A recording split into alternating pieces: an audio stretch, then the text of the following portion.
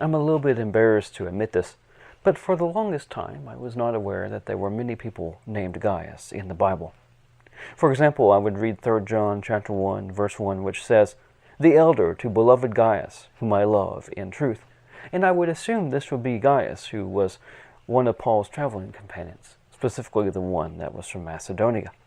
And I wasn't aware fully that there was more than one Gaius in the Bible. But this was something that was brought to my attention somewhat recently, and so I just wanted to share this with you. If you turn to Acts chapter 19, verses 28 and following, we can read of that riot in Ephesus.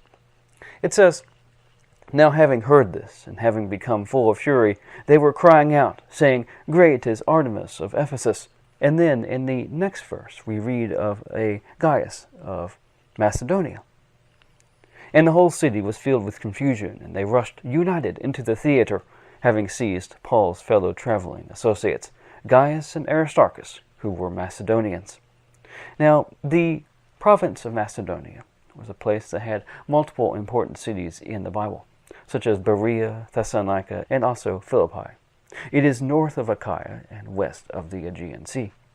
But if you turn to Acts chapter 20 and verse 4, we learn of another Gaius. "Now Sopater from Berea, and the Thessalonians, Aristarchus and Secundus, and Gaius from Derbe, and Timothy and Tychicus and Trophimus of Asia were accompanying him to Asia." The city of Derbe was in Lycaonia, which was east of the Aegean Sea and north of the island of Cyprus. Then you can also turn to a couple of letters of the Apostle Paul.